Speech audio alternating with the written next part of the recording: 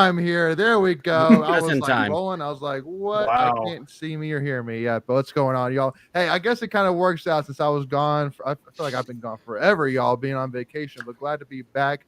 I definitely think hopefully y'all see a Tanner looking late in here today, ready to talk some NC State stuff here today with Not y'all. really. Man. No. No. Man. You got that Yeah. light on bright on the I bright know setting. I know, dude, man. I thought he I'm was telling getting you. some more tan. Yeah, no kidding. No, just again, it's awesome to be back and talking NC State with y'all, man. Definitely been a crazy week, and it was a crazy week last week, but obviously I had to miss last week's live show. So glad to be here. But obviously we got Nick already in the chat. But if you've been here with us before, you know the drill. But if you haven't been with us before, I know Greg is like, oh yeah, same old, same old. But just as a reminder, again, for those who need to hear it, send us your questions, thoughts, comments.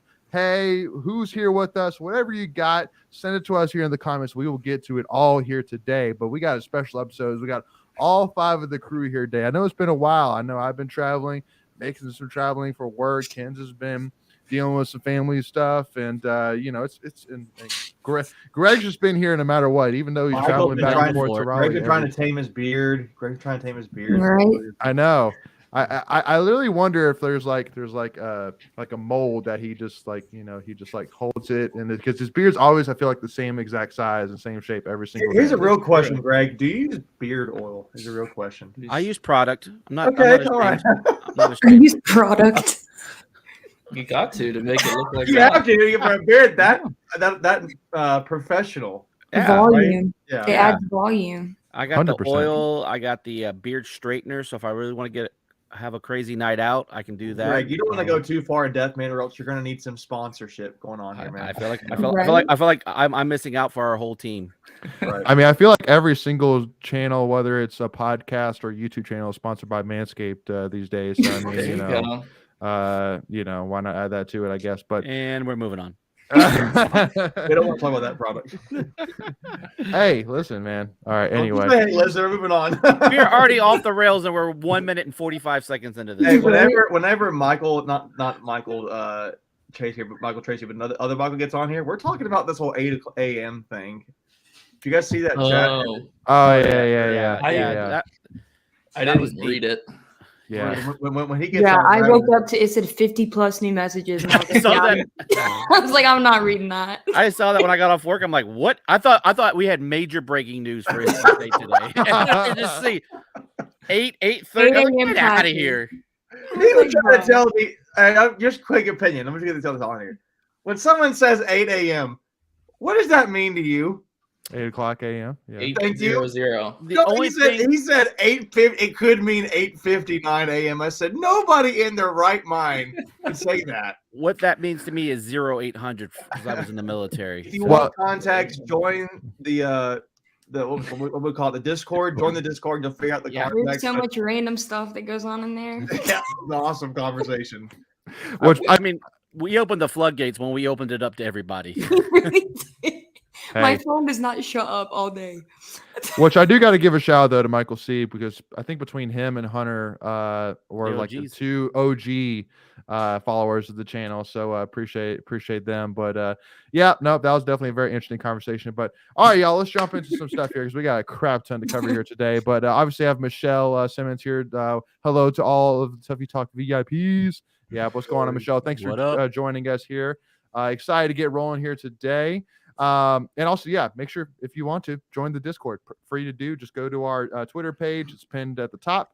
Join it and have fun with us. Hashtag shenanigans. Exactly right. That's a perfect All right, word. y'all. First and foremost, we're actually going to get very serious here. So I feel like that we can't even go a step further without addressing something which I know for me, even while I was on vacation, really hit me hard. Colby, it's the tweet pinned right at the top of our Twitter page. Just click that link and join us. But obviously while I was on vacation, heard the sad news about how we've had even more suicides from NC State students on campus, and that is now, I believe, 7 or 8 that have happened within this academic year alone. It's 7 suicides. That's the 14th death. Which is insane, y'all. Insane. Like I literally read that, and I couldn't even describe my emotions, honestly. Sadness, just like discuss like what's going on. Like there's something that is obviously wrong, simply wrong. Like there's no reason there should be that many, if any. I'm saying 0 should be the correct number, but I'm saying especially 7 or 8. That is completely abnormal. So I am saying here today that I'll be 100% public to everybody here watching that I reached out to the NC State student body council, so the president, vice president, name it, and basically reached out and said, "Listen, we want to be a part of this conversation. We want to be a part of the progress to making things right." I know 4 of us here are actual NC State graduates. Greg has the honorary graduate for sure, but. He broke his leg at Carter Finley. What else do you want from the guy? Well, that's what I'm saying. I mean, honorary graduate for sure. I mean, I'm not gonna lie and say that all 5 of us are. I mean, let's just be real. You know, Greg said it. He ain't. Let's be real. He's not a graduate. But yeah. I mean, like, listen, like, you know, so I mean, we've been there. I know Greg is around the campus all the time, and so you know, it really hits home for us for sure. So I'm saying this to first of all say that if anybody knows anybody that can help us get in touch with the right people to help and try and spread, you know, a positive change to make sure this does not happen one more person. It needs to stop now, not tomorrow, not next week. It needs to happen right. It needs to change right now. So I'm completely putting it out there. If anybody can help us at all with putting us in touch with the right people, we are ready to be a part of making a difference for the right ways. Go ahead, Kens. And if you need anybody to talk to, we are all here. Here 100%. I mean, I know everybody in here knows how hard it is. I was probably the most recent graduate, so it's difficult walking into a classroom not knowing anybody. And if you're a very like introverted person, it's always hard. But you always have somebody to talk to at State. Like there will always be somebody that sees you as Wolfpack family. Go up to them, talk. My DMs are always open. I'm sure everybody in here's is. It's heartbreaking to see that this is happening to like some of my peers that I was literally had classes with last year. So it really hit me. This most recent one did. So prayers for everybody and 100%. Yeah. And again, y'all, because at the end of the day, we are one family. We are Wolfpack Nation. We are a family. We're all in this together, and especially too with us, you know, graduates, like Ken said. I mean, we were just in y'all's shoes, you know, very recently, so we know that it's hard to be a student. You know, we know that, you know, it's tough to balance and be at a place, you know, where you're having to, you know, all the pressures of adulthood, whether it's feeding yourself, getting yourself up, you know, going to class, you know, there's a lot of stress there. So completely understand. So if anybody needs anybody to talk to, please reach out to us. And or especially if anybody could put us in touch with some people that can help us, you know, help use us and use our voice to try and make a positive change, we would love it and would really appreciate it. All right. Now that we got that serious stuff out of the way, let's get towards the fun stuff here. So I know the biggest stuff from this past weekend obviously has to be the NFL draft for sure. So got to give a shout out here. And Greg, I don't know. I know it's all in the tweets. Up there it is. There it is. So and you know what? Let's do this the right way. What am I doing? Jump it up. Tweets of the week. Hey, get off vacation mode. Yeah.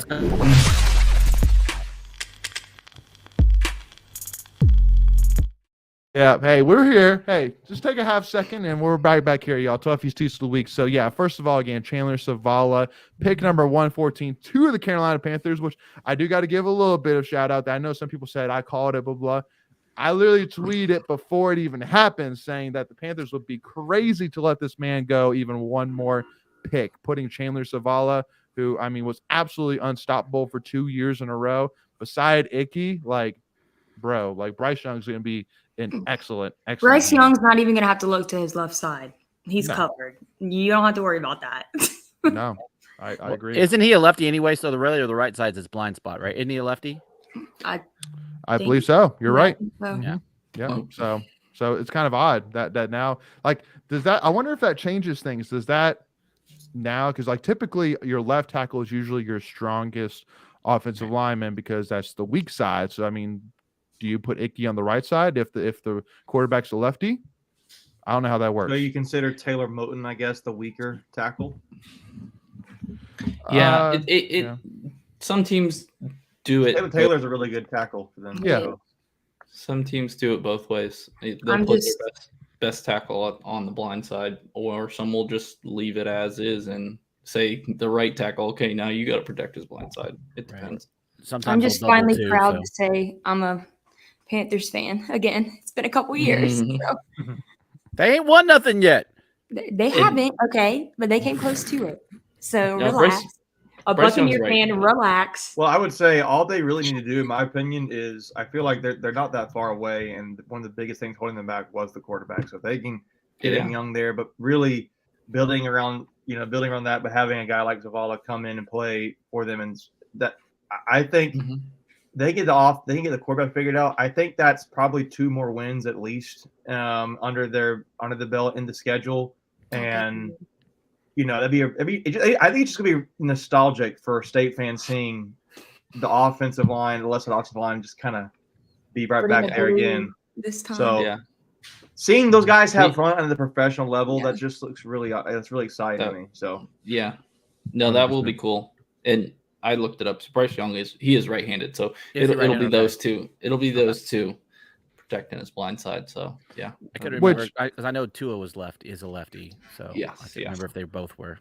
Which and typically too, like 4th round picks is typically not necessarily the round where you're like, if this guy gets drafted, then he must be a starter. You're kind of entering that spot where it's like, well, it could be more of a depth piece. But I mean, first of all, from the way that the offensive line coach reacted, combined with the first thing that was said was, "Are you ready to play beside Icky?" I mean, I think that's pretty much solidifying that. Hey, No. they're basically saying, "Hey, Chandler, this is your spot to lose, man." That's Being- almost what that told me. Being at the draft party, I went to the draft party in Charlotte on Thursday, and the amount of people that chanted or started the Wolfpack chant when Icky came on stage, I'm just Okay. like, we're finally making that's really cool. making a name in the Panthers, because we like Michelle said, we've never drafted a Panthers or a state player for the Panthers, so now I'm glad I can not finally wear my never. state stuff. Well, We haven't a long time. I We think haven't the in a last while. one was. Did we draft Jericho Cotry? No, we drafted him. We no, traded for him. No, he came from the Jets. Yeah. Okay, maybe that's true. I was thinking maybe the keyword there was Long time. drafted. So Yeah. So It's been a long time I'm for sure. excited. I can wear my state stuff too. I'm Awesome. excited for it. Yeah, no, for sure. And again, I mean, hey, what a great recruiting tool to, all of your North Carolina offensive line recruits, man, Exactly. being like, hey, Yeah. listen, y'all, see that line? We got 2/5 of it. Like that's huge right there. So, and because I'm telling y'all this right now, that I know during my time, when I was a football equipment manager, that I've seen coaches that it's obvious that they belong as a position coach, and that includes Ryan Nielsen. He belonged as a defensive line coach. Dwayne Ledford, he belonged to be an offensive line coach. Coach 2J, man, I'm telling you, I'm excited about that guy. I really do believe that guy was born to be an offensive line coach, man. Like I'm excited to see what this guy can do on the recruiting trail. I'm excited to see what this guy can do developing, and especially now that he has 2 guys on the same offensive line in the home state. Man, I think he's going to absolutely kill it. I'm looking I forward was to just it. thinking about this. It's kind of neat. I think they're one person short. If you would consider, I was just working that in my head too, with Tooney, Brad. If you had, you could have almost an all-pro NC State starting offensive line. Yep. In the NFL, if you had Icky to Zavala to Bradbury to Tooney, Mhm. and You need a right guard, right? Will and I Richardson was I there was gonna say for a Will while. Richardson, but I mean, it's not really there right now. He was with the Jaguars, but either way, that's pretty good. I mean, it's not great, but you've got at least 4 guys who could be starting at each position on their own offensive line. That's pretty Easily. sweet. No, I think all 4 of them are 2 great minds think borderline. alike, Greg. Yeah. No, I think all 4 of them are borderline, can be, well, 3 of them, between Icky and Garrett and Tooney are borderline all pros. And I think Chandler, I mean, if he Well, continues Tooney to be is. Yeah. well, that's what I'm saying is that Okay, I see what you're saying. but every single year that they've been at, they're in that conversation piece to be all pro.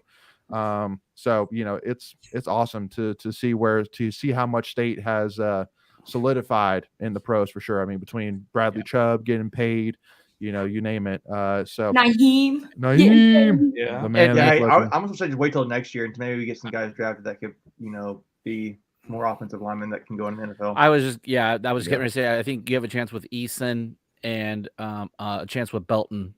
They both Oh, have. AB will definitely go pro. Well, what do you think about McKay? Because McKay seems like a guy I think could be there as a depth.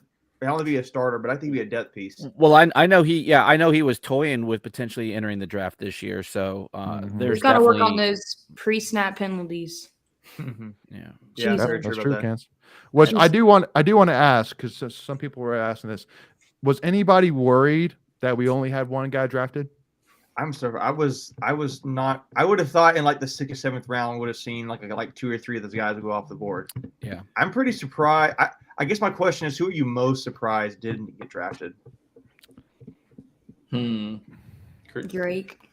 Chris Dunn. No, No. Drake's I'm got surprised the two shorter kickers- profile, right? I'm surprised Exactly. two I kickers almost went want to over say Drake. Tyler Baker Williams. Yeah. three? I almost went? want to say Tyler Baker Williams, but because he was getting PFF, really high PFF grades. yeah, I don't know. I, don't I, really I know. would. The only other guy I would say besides Dunn is maybe Thayer Thomas, maybe just because he's such a No. prototypical. His size. For But me, it was kind of Isaiah. Yeah, But Isaiah. the problem with because of that leg injury, I think What some about people Dunn? Would Dunn? I mean, like it's almost like Dunn. no. Good. And I feel like Dunn didn't because he doesn't have the versatility to be a kickoff guy. Right Correct. Yeah. And his leg isn't like he's not got the booming leg of 60 plus, right? On a consistent.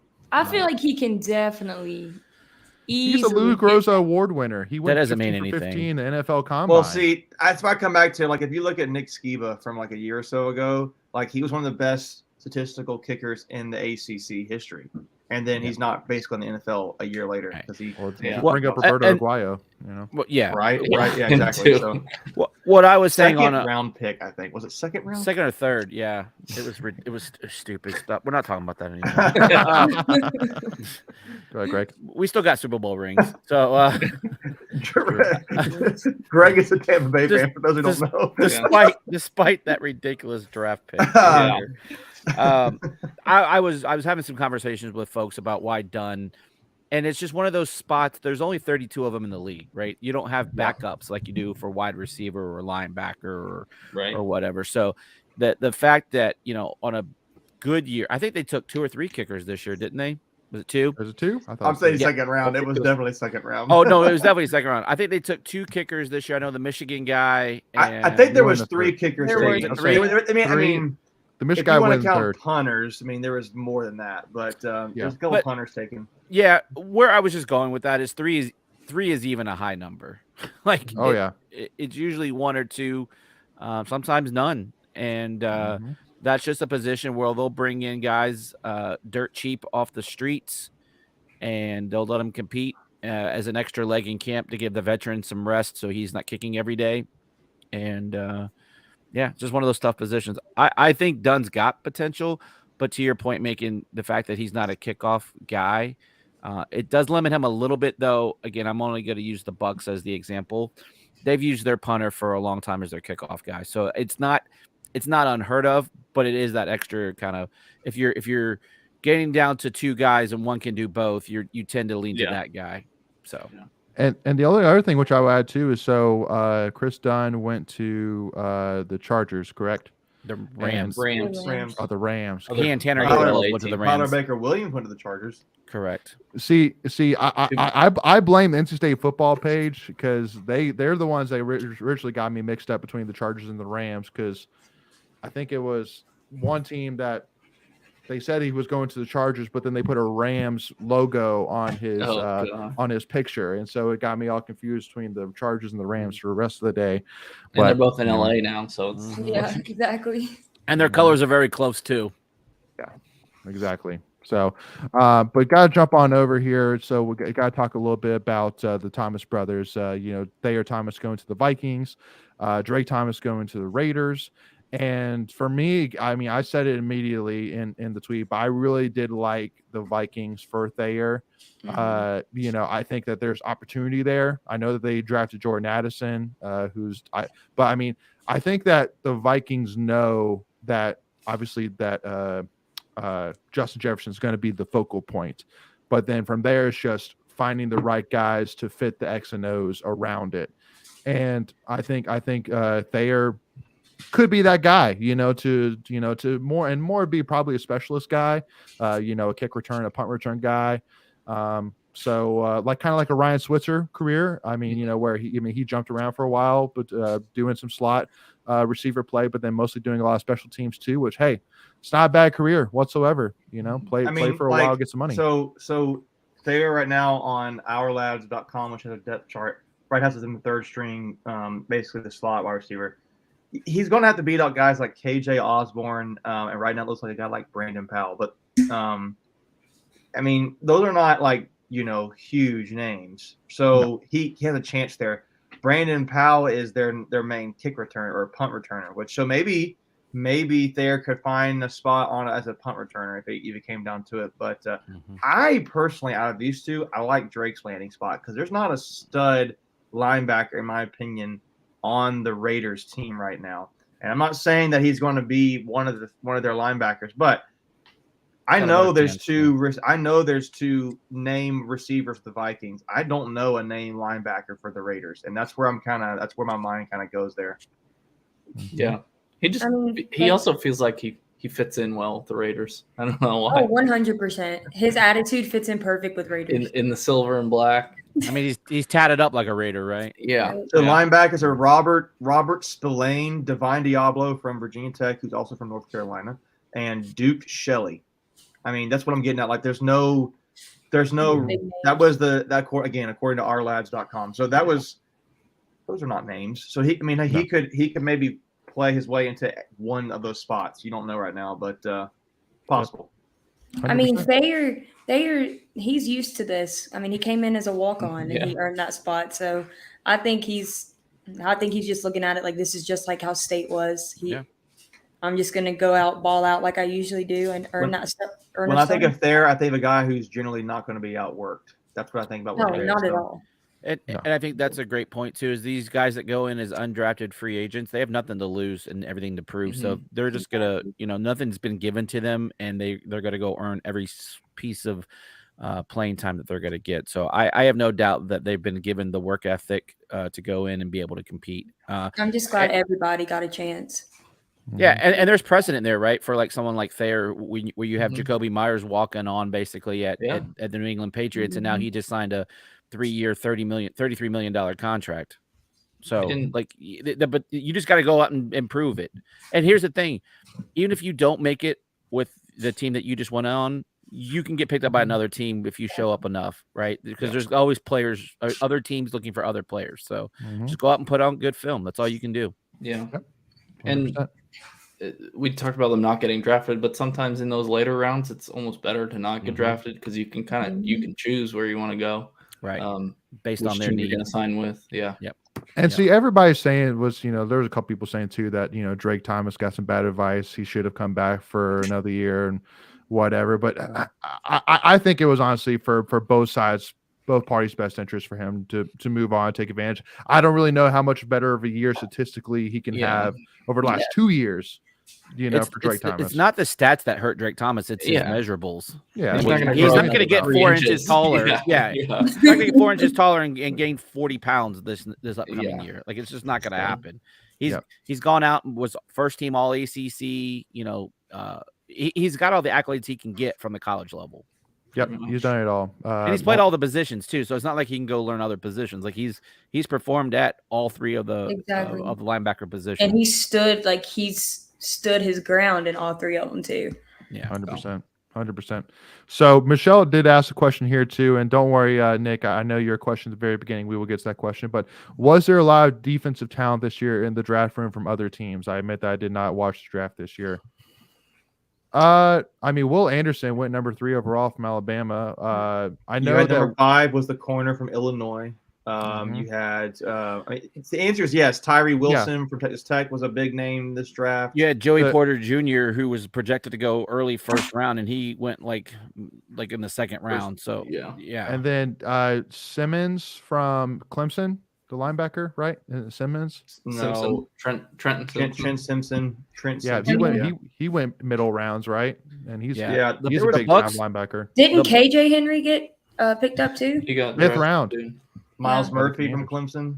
The Bucks Um, took 3 defensive players that are all from the ACC, 2 from Pitt, 1 from Louisville. And you go So- Jalen Carter, Nakobe Dean from Georgia, who got all picked Dude. by the Eagles, which is crazy. Yeah, it's now the Philadelphia Bulldogs. Yeah. right. So, Hey, listen, you can call it. Hey, you can call them whatever they want, but at the end of the Right. day, I'm sitting here going, dude, well, they're gonna be freaking. plus they got scary next DeAndre year. Swift, who was a Bulldog. Yeah, So- they're Yep. gonna be scary next year though.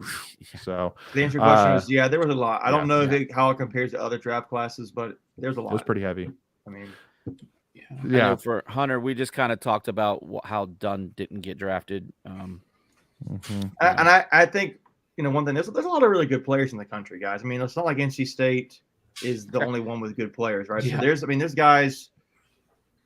That's where some of it is like some of it you have to really be born with the talent a little bit. Yeah. Some of it is measurables and some of it is speed and those kinds of things. I mean, I so was gonna say the other thing. Some of it's too is just exposure. Like some of these guys didn't get combine invites, and so a lot of it's that exposure.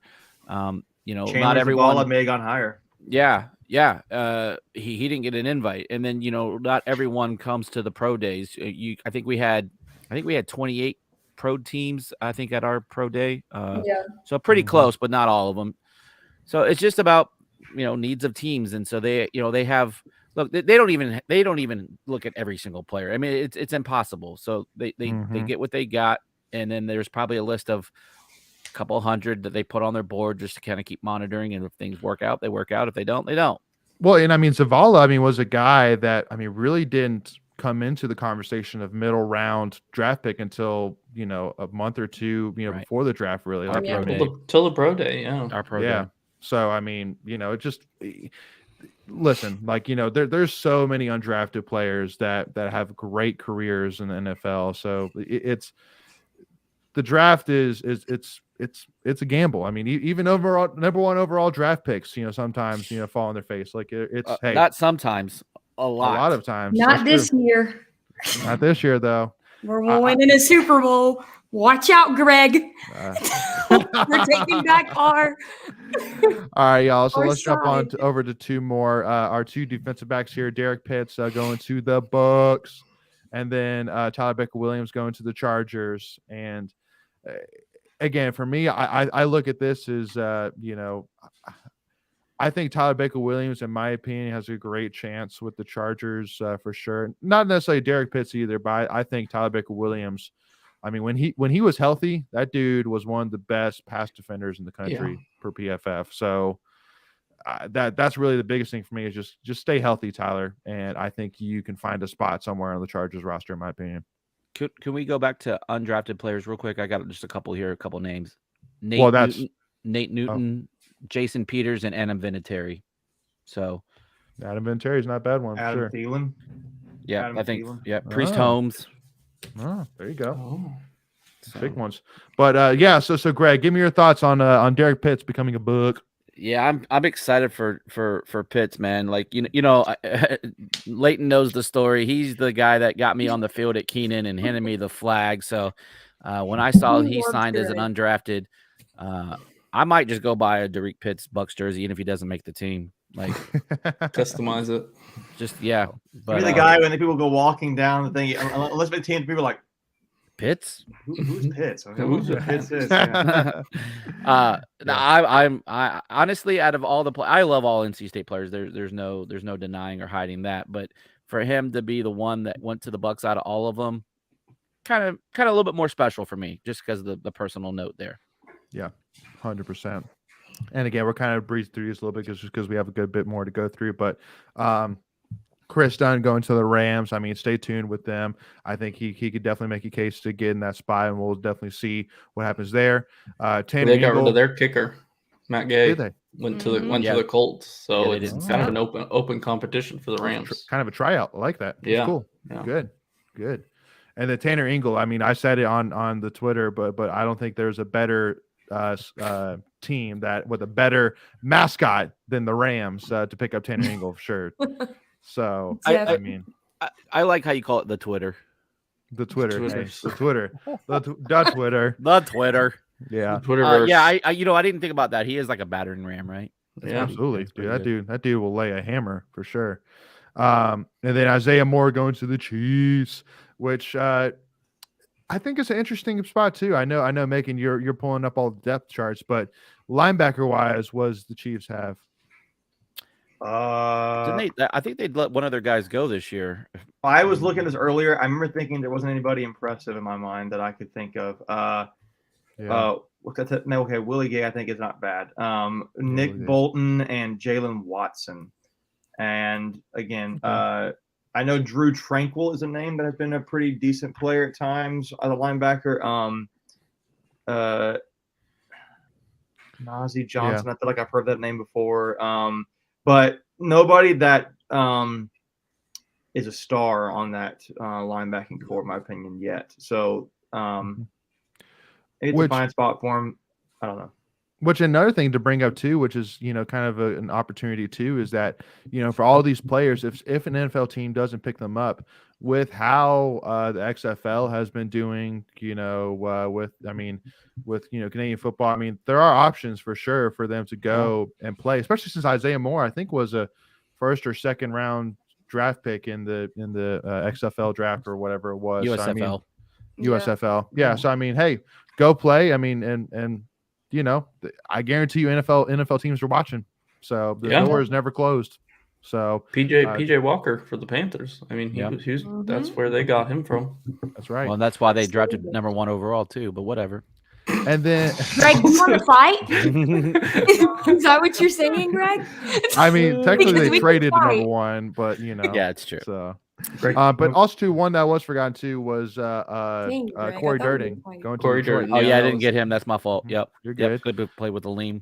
But I think Corey and Aleem are going to be blowing it up for sure at camp, and hopefully Corey Durden can make some magic going on there for sure. So excited for all these guys. Yeah, we were talking about the players that we were most surprised that didn't get drafted, and I totally spaced out on Durden. He's the one that I would have said that I would have thought would have gotten drafted. A lot of mocks, size alone, yeah.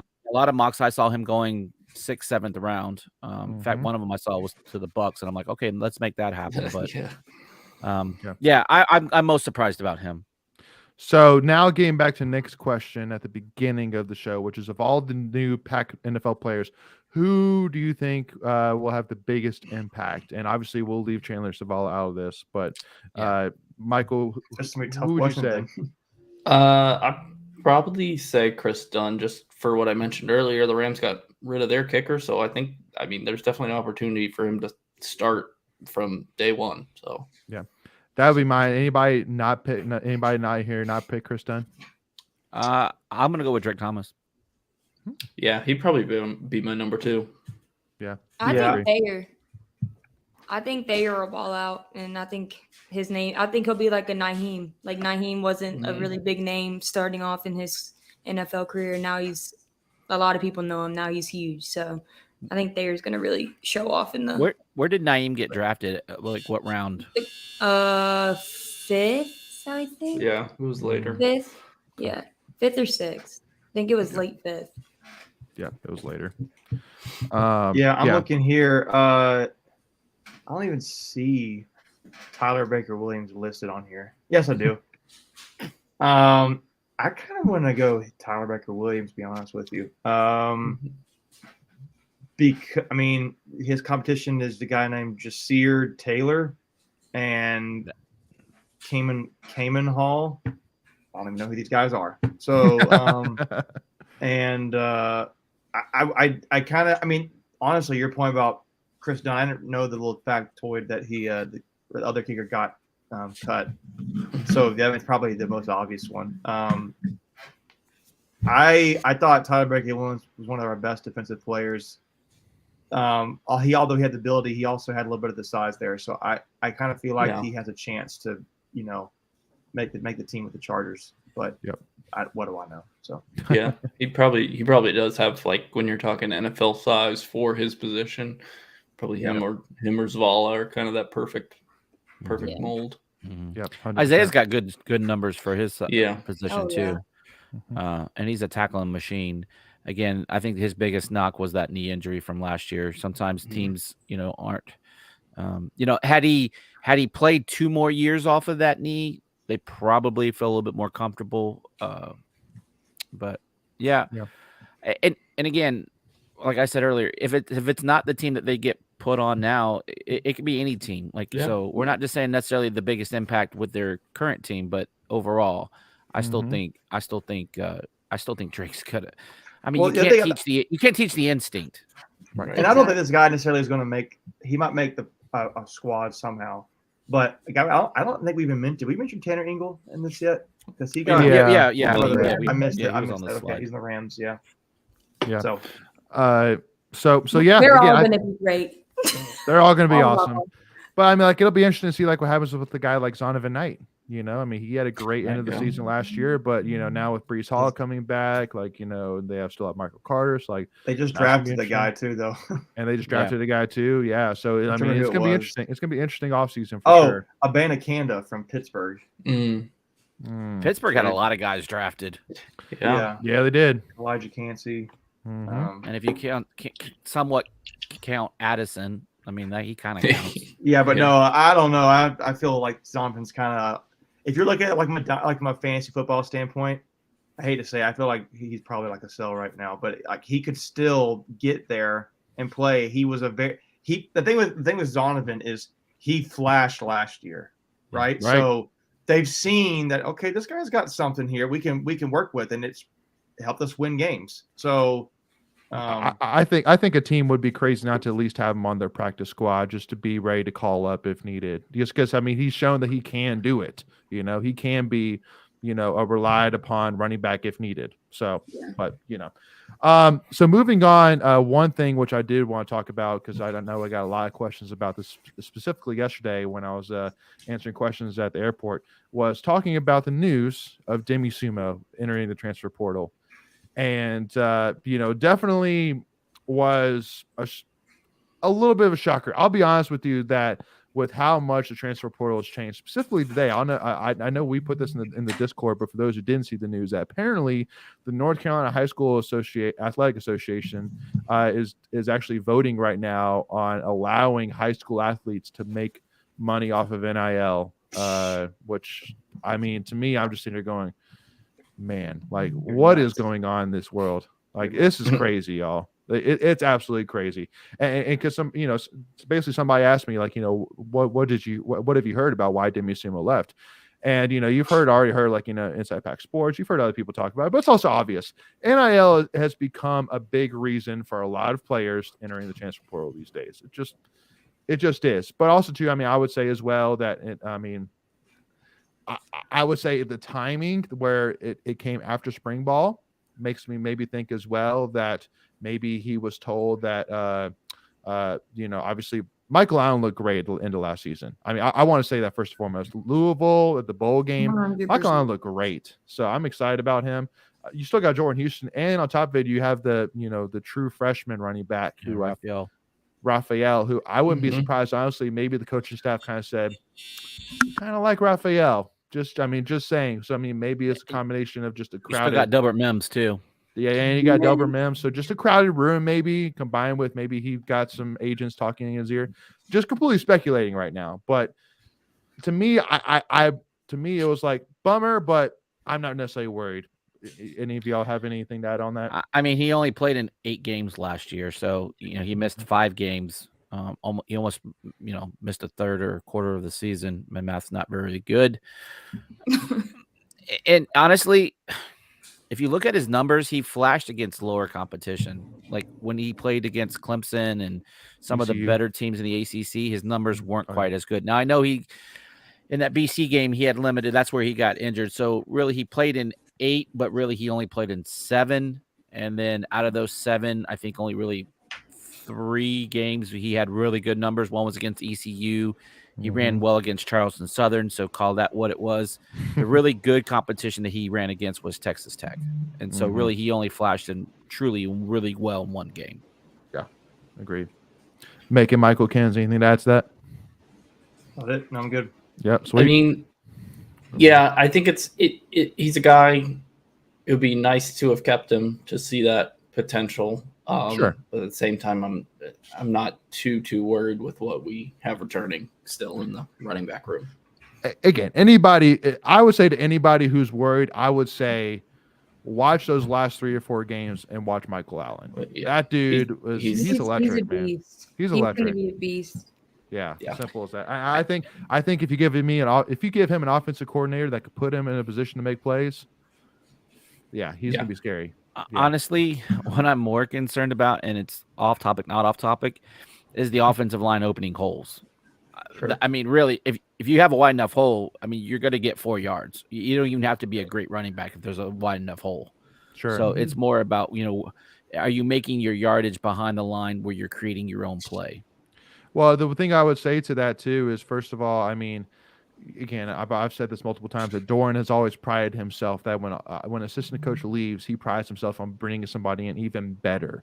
And I think from everything you've seen from 2J so far, I mean, I would not be shocked if, I say at the end of 2J's tenure that he ended up being even better than what Garrison gave us. So, let's see what happens. I feel good, about our staff right now. Yep. There's not really anybody I'm really that worried about right now. So we'll see, just, got to trust the process, I guess, but we'll, to be determined.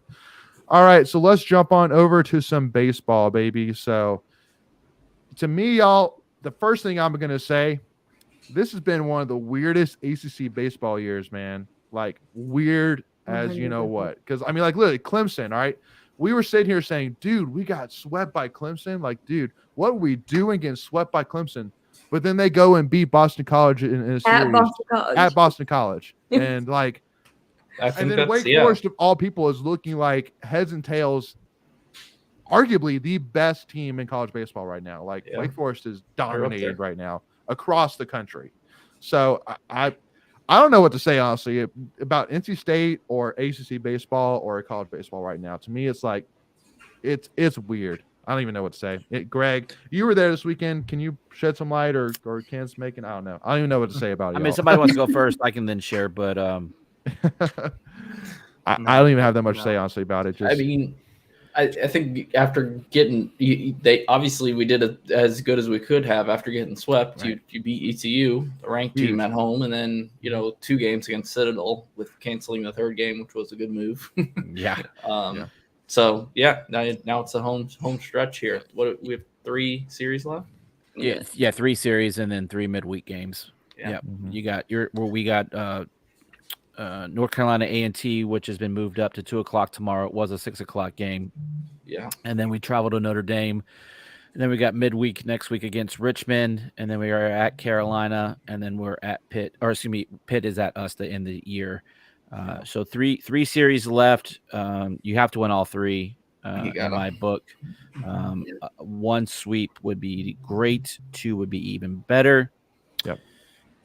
It is interesting now that we have flipped. The biggest news, I think, from all the baseball this past week is the insertion of Highfield back into the starting lineup and Dom Fritton to the bullpen. That was a little bit of a interesting.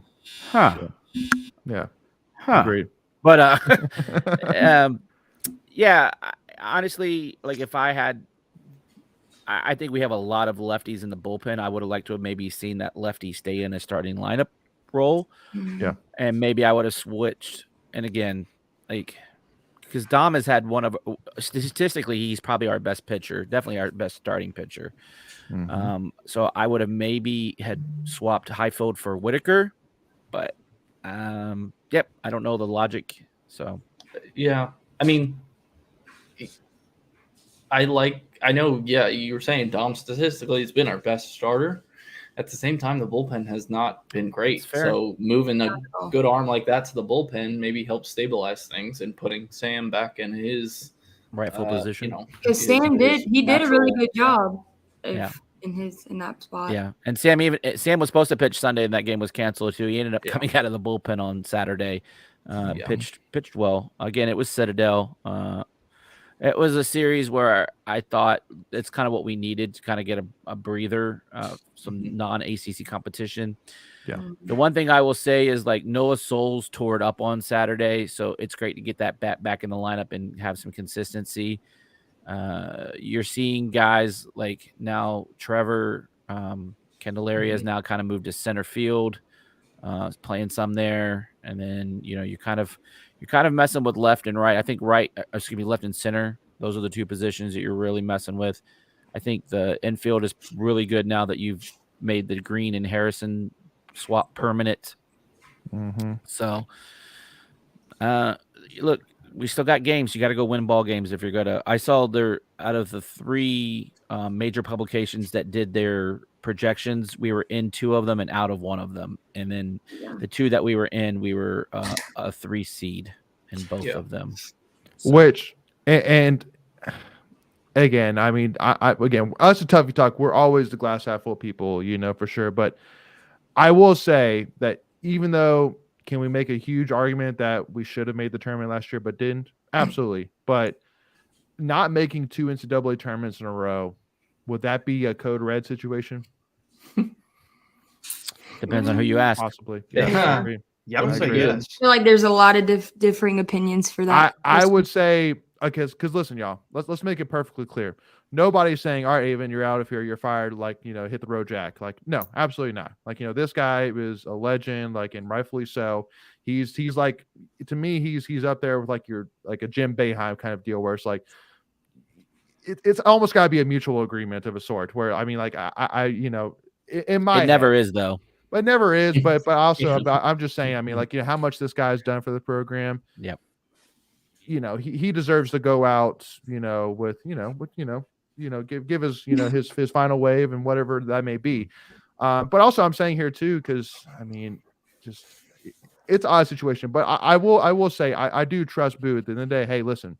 Well, first of all, at the end of the day, Boo's gonna do what he's going to do. I mean, like, whatever we talk about on here, he's going to do whatever he decides. So this is all speculation right here, but yeah. So, well, hey, in other news, happy birthday, Coach. Today is his That's birthday. right. It's his birthday.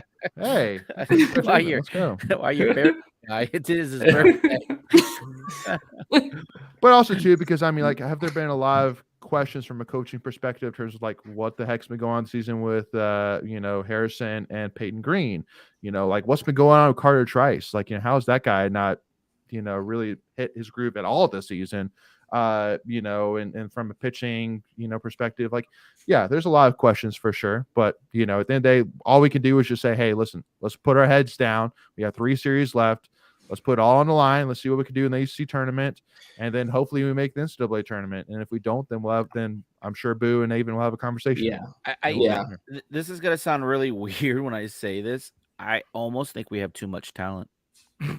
Well, we have too many guys, but yeah, I agree that you really good. want 9 guys to stand out by this point in the season. Well, right. That's kind of what I'm saying. Like, like you see guys like Cannon Peebles, who's been tearing it up of late, and he's only getting a spot start here, maybe a DH. You're still running with and Cozy's been playing well too. So and you guys like Cannon's a freshman, Eli's a freshman, Dom's a freshman, and then you can't get in the lineup consistently. You had guys like Chase Nixon, who went on a hot streak there for a while, can't get back in the lineup. Like, it's just hard getting that rhythm, right? And we keep talking about the College World Series here just a few years ago, when Coach ran out the same lineup 45 games, 50 games in a row. So again, you knew what you were getting, and so it's just weird. But all these guys are contributing at different points in the season. I just don't know how you. I don't know how you manage that, and I'll be honest. Yep.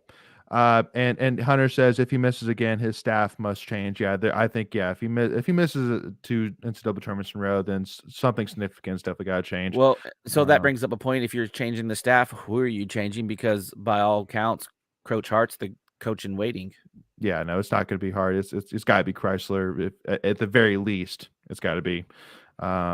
And then Michelle says, with the talent we've had, it's definitely a reason for concern for not making the tournament 2 years in a row. But again, baseball's been weird this year. So, not necessarily to say that is good to me. Yeah. I mean, it's kind of like, it's a conversation that would have to come at the end of the season, right? Yeah. I mean, you've made Avon's made the ACC title game 2 years in a row now. I know you didn't make the NCAA tournament last year, but you're still one bad inning away from an ACC title last year. So and an automatic bid. Yeah, right. Yep. So Right. I mean, yeah, definitely missing it 2 in a row is not good. But And part of that goes too because he's been there for so long, right? So that's like, it's not like a coach. He's been there 2 or 3 years, and this will be like his second time missing it. He's been there 20 plus years, and let's not forget he's still probably going to hit 1,000 career wins at state here probably in the next couple of weeks. I think he's only probably 5 or 6 away from that now.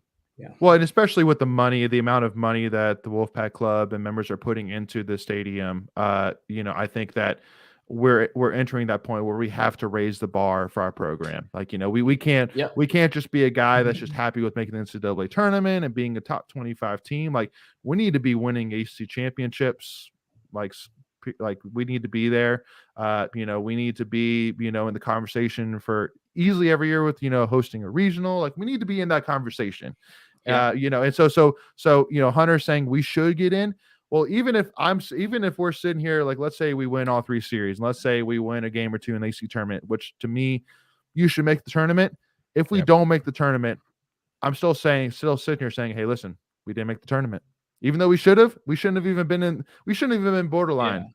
Like, with as much time as we had. To your point, we should be making the tournament as a 1 or 2 seed every year, not a 3 or 4. That should be the bar for this team. Right. And then you were go ahead, Leighton. You haven't really said anything. You were finishing your thought out. Go ahead. No, the only thing I was going to say is, look, you've to Leighton's point, you've raised all of this capital to put these new facilities in. Guess what you've also done? You've raised your ticket prices by $100 a ticket for people that want season tickets. They're going to want value for their dollar. Season tickets now are $250 or $299 for each ticket. Yeah. That's almost as expensive as football. Yeah. It's true. Close. That's true. Yeah. And yeah, I mean, you can't do that and have all these upgrades and then just miss the tournament. Like, right. Yeah. So, but we'll see. Again, just, hey, 3 more series. Let's focus, see what we could do. And then once the season is over, then I'm sure Boo and Avon will have a conversation out of the way. So, all right, so let's move on to some men's basketball, y'all. So finally, we have some signees in the building between Ben Middlebrooks, Mohamed Diarra. Yeah. Good job. Diarra, let's go. And then MJ Rice, y'all. So again, it's awesome to see these guys finally in writing coming to us. And I love, honestly, and I know I missed last week's show, but I loved MJ Rice seeming honestly really excited about coming to NC State. I mean, you've seen him all over social media. Some, he might have been asked to do it, might not have, but I'm just saying that he's the only guy I've seen that's been making videos saying, hey, yo, Wolfpack Nation, like, let's do this, which has been awesome. And especially because, I think of all the guys, I think MJ Rice is the most like, whoa guy, like, getting a former 5-star from Kansas to state. Yeah, that's a great point, Leighton. Yeah. So, you got to be excited, and then with DJ Burns, I know, from all he's been saying, and I think it was honestly funny how he did the announcement, because I think it was more from an NIL perspective. He wanted to, kind of roll out his merchandise line. Hey, good for him. $150 for a sweatshirt. $150? Yeah. Wow. Okay. Yeah. But you know what? So far, he's almost sold out of them or something like that. I think he sold out of them. Yeah. But the crappy thing is, there's already knockoffs out there for $30. What? Because lame. You can't. There's no copyright on that stuff. You can't copyright it. That's all right. Fair enough. So, all right. Yeah. Not that I say that you should go do that. Go support these athletes. But the crappy thing is right. but that's the crappy thing, right? Like, true. Yeah. So the only other thing, now that really stands in the way is really that true point guard spot. And I know that there's, obviously a lot of talks about Jalen Bradley. That's been the main guy, which I think that's a very interesting situation right now, because it definitely seems like from everything you've heard, even publicly, like this isn't necessarily private stuff. It's publicly known that, and it's been said on Twitter, that it's pretty much an NIL conversation is really what seems to be around. So where are we at in terms of with this last spot? Is it maybe that you're just starting to maybe feel like, all right, if it doesn't happen, do you start to maybe look at LJ Thomas to step up a little bit, or what? Well, I mean, if you go look at the math, like we talked about last week's show, like we have, we full have, right we now. have, I think 13 Yeah, or 12 you're full. scholarships, whatever it is. So Mhm. you can't take anybody else. So Unless unless somebody's somebody gonna else were transfer. to leave, Yep. nothing can happen. The domino So has to fall first. I would say for NC State fans, plan on nothing happening until something happens, right? So sounds like a really odd way to say it, but But you're right. You have to I you don't have to know. wait I for mean, somebody to drop technically, first. you still have Casey Morcell, and you right. I mean, technically, you have Casey Morcell and you have Isaiah Miranda doing the NBA draft process to figure out what they like and don't like. I mean, yeah. I mean, like, you know, do I don't. I would suck to have Casey leave, and I don't know if it would suck to have Miranda leave, but I mean, that would be bizarre. So I don't really know what's going to happen there. So yeah, I don't know. I would say right now, nothing's happening. So See, Miranda for me, for some reason, that if he does leave, that would just, to be honest, I would leave a little bit of a sour taste in my mouth just because he was so like, oh, NC State, baby, all the way, NC State. And then, you know, which I mean, again, I understand at the end of the day, hey, it's business. I get it. But I'm just saying, like, you haven't heard Casey Morcell being like, oh man, NC State, baby, let's go. Like, you know, he's been quiet throughout this process, which I completely respect. I understand you do it and you evaluate and you let us know what you're going to do. I mean, like, I don't really care. Those guys do this great. It's cool. And you see them do it, but I don't know. I would just say for State fans, nothing can happen right now. So just enjoy what roster you got, focus on that, and if something happens, then kind of like you can kind of perk your eyebrow a little bit, like, okay, what's going on here? So, but I mean, we are definitely still actively going after Jalen Bradley, though, right? I think By all accounts, from what I read on social media, that is something that's still piquing people's interest on a national level for them and Memphis. I saw a tweet. Arizona. I think they had like Arizona. Something like that was involved. Yep. What's interesting is that Jaden hasn't committed to any school yet. And hey, I mean, guys can still transfer, I think, and do that kind of thing. So it's not like maybe another name pops up. But again, I think the important thing to take away from here is nothing can happen right now. So it's just, we're talking about that subject just right now. I think everybody just needs to plan on whether you. I mean, I think you should like it. I think we need to be talking about right now the guys who are here and the guys who aren't here. It's a topic of discussion, but like State has gotten, I think, what is it, 5 now, really good transfer targets. Even if State rolls in the next year with DJ Horn, LJ Thomas, and Breon Pass, DJ Horn can play point guard. I mean, he is a point guard. He's more like a combo guard. He kind of plays off the ball, and I think that's where he's going to be best at. Breon's, played backup point guard last year, and I, for me personally, don't look at any of those 3 as like that. Don't excite me at the 1 spot. They kind of. I feel like LJ and DJ Horn kind of excite me more at the 2 spot.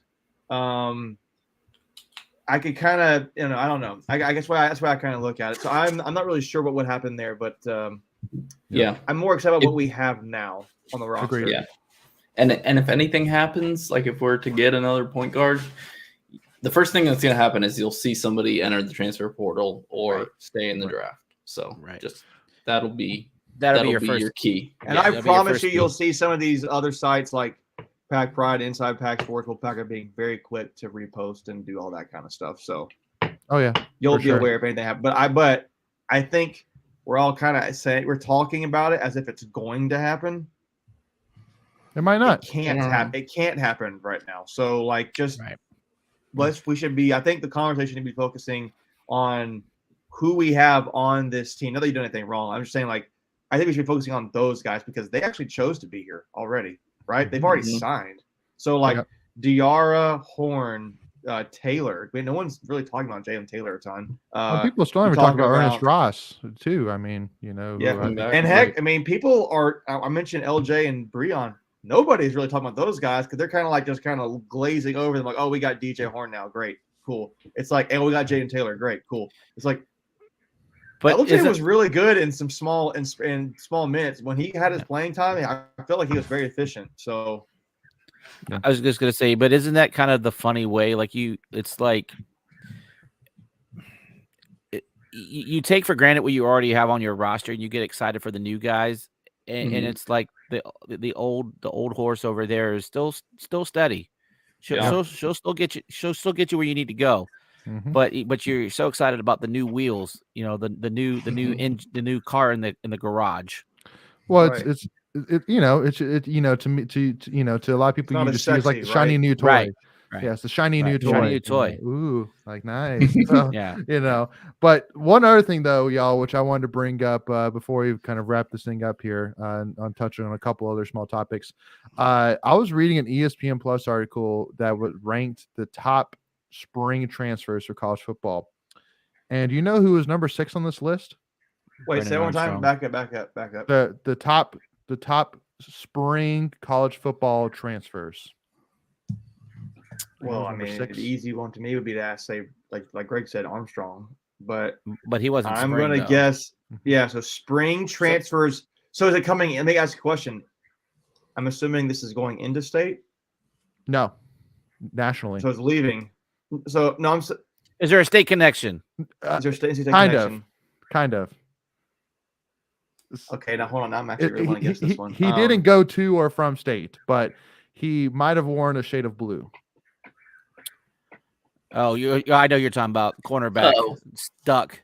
Storm Duck. Storm Number Duck. 6. Yeah. Because just a little bit of a reminder. So Yeah. he transferred from UNC. He committed to Penn State, and a couple months later he transferred again, and now he's going to Louisville. Oh, is that where he's going now? Yeah. And they said Storm Duck, who transferred to Penn State from UNC in the December transfer window, is back in the portal just a few months later. Duck played 4 seasons at UNC and earned second-team All-ACC honors in 2002. He played in all 12 games this past season and had 3 interceptions along with 46 tackles. And I'm sitting here going, well, he missed a couple against state. why? That's my thing is I'm sitting here. See, honestly, for me, y'all, I'm kind of conflicted. Like, do I want him to absolutely kill it at Louisville just to stick it to UNC, being like, hey, look what he could do when he actually has a half decent coach? Or, do I want him to, still, suck just because, we, had his number a couple of times and we're gonna see him again this season too. So I don't know. I thought it was interesting seeing him at number 6. I was like, really? Number 6. Well, side note, it was also really interesting. I saw a tweet put out. Remember Cameron Kelly? That was the guy that Emeka Mezi mossed at the UNC game a couple of times at the end of the year. Mm-hmm. Go look up his timeline the last year or two. That dude he transferred into UVA in January. He's already transferred out of UVA to Louisville as well. So yeah, Louisville's definitely got an interesting little thing going on over there. Well, they got a lot of NIL there. They got a lot of money. Yeah. Oh yeah, that. But the one thing I will say, so he's from. I think he's the one that's from Virginia Beach, if I'm not mistaken. I might have him. No, Storm Duck. Storm Duck. Yeah, I don't know. It was another guy from Virginia area. Yeah, I think he's the one from Virginia Beach. Yes. Boiling Springs, South Carolina is where he was born. Tony Grimes is the other one. Tony Grimes is the guy I'm thinking about. Thanks, Boiling Michael. Springs, North Carolina is South Carolina. Tony Grimes is the one I'm thinking about. His dad is super vocal on Twitter. He gets into he's messaged us a couple times. Yeah, and he transferred to Texas A&M, right? I think so. I think that sounds right.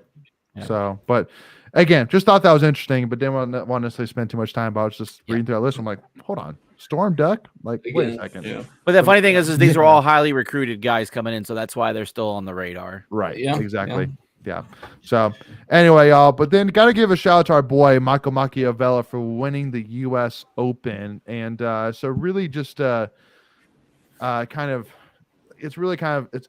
tough to kind of explain to somebody who doesn't necessarily know much about how the wrestling scene works and specifically like what the U.S. Open is specifically. But basically, long story short, is that basically if you win the U.S. Open, you have an opportunity to compete at what's called Final X, which if you win that, then you can qualify to represent Team USA. It's like a trials. It's like Yeah, trials. it's basically a trials, basically. So Michael Machiavello won, beat some really good wrestlers to get there, and for being the 197 national champion back in 2018. I mean, I honestly think he's honestly gotten even better shape every single year, even since he won the national championship. I know we've had him on a couple times. He's a friend of the channel, and so to see him accomplish this was huge. I mean, he was the only NC State wrestler, current or past, to do it, to win the U.S. Open.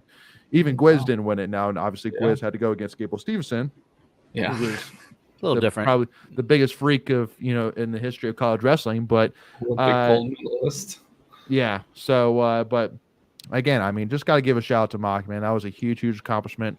Love seeing him get excited and win by tech fall. And another thing which I want to point out as well is that Pat Glory, who was the defending national champion at 125 Camacho. this past year, Camacho teched him. Camacho beat him 10-0. So Wow. just an interesting thing of being like something to watch for the fall or the winter. Yeah, Pop's definitely got his gonna make his money trying to figure out how he's gonna put all these guys in the best spot to win next year. And Isaac had a nice showing too. He did. I think he made it to the finals, didn't he? He did. You're correct. Yeah. So definitely interesting stuff there. Yeah. All right, y'all, and then to kind of wrap it up a little bit here too. So the announcement today about men's and women's tennis, both men can get into the tournament. The men's tournament's going to Georgia to first round against Oklahoma. And I think after that, if they win, they more likely have to face Georgia, if I'm not mistaken. Probably, yeah. Yep. So excited to see what they could do there. Consistent top 25 team the whole season, beat UNC this year, which was huge. So excited for them there. And then next up, women's tennis. I think they're number 4, number 3 in the country. Yeah. Number 1 seed. Yeah, they're number 1 seed. Host. Yeah, they're going to host all the way through to the Final Four. Final Four, yeah. So going against South Carolina State. So again, super excited for women's tennis, see what they could do again. I mean, first of all, y'all got to give a huge shout out. Which honestly is crazy to me to think about, that this was actually women's tennis first ever ACC championship. And I know, Greg, you were there, but to me, it's like, man, we've been good for a couple of years now, and you're telling me this is the first time we've won the ACC championship, which I think more of obviously just confirm. It just shows that, I mean, UNC has been that speaks to the volume of the ACC with UVA, Duke, and UNC. Carolina. Yeah. Agreed. So huge shout out to them to get that done, and I'm telling y'all, it's been a great year for NC State athletics. I know that we don't necessarily have an ACC championship show for it for men's basketball and football, women's basketball, but I'm telling y'all, between cross country, between wrestling, between women's tennis, obviously, swimming and diving, it's been a very, very successful year. So anybody who I know maybe still not a Boo Corrigan fan. I mean, hey y'all, listen, he has taken what Debbie Yao left him, and he has continued, in my opinion, to improve upon it. I'm sitting here. I feel that every single program that I could think of right now is heading in the right direction.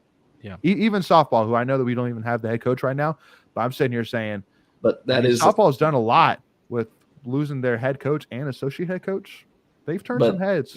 When you need to, firing coach is a step in the right direction. So and also, he's had plenty of time. So I'm very excited to see who he has picked out, because he's already he's already been talking to folks for sure. The one thing I would be interested in, maybe this will be a fun exercise we can work on, is how many consecutive years we have at least one ACC championship in sports. So I'd be willing to bet it's That'd be a good thought. I would be willing to bet it's probably 7 or 8 years in a row at a minimum. Oh yeah, agreed. And by the way, Cam, Metcalf, what's up? Sorry, man, didn't get to your what's up there earlier, but what's up? So, and then lastly, to finish it off, women's golf is going to be hosting at Lonnie Pool, actually, in the NCAA tournament, which it's funny. A buddy of mine just played golf there this weekend, and I was like, hey, just make sure not to leave any divots, man. We got a tournament we're hosting, so keep that green nice and clean, all right? So Well, I don't think we're hosting though. I think if I understood it, Wake Forest is actually hosting, and we're number 2. yeah, no, we're not, no, but we're Yeah. not one of the top 16 or something like that. But yeah, it's just at Lonnie Pool. Yeah. So Which works out nicely. yeah, I mean, I think that's there's our- an advantage there for sure.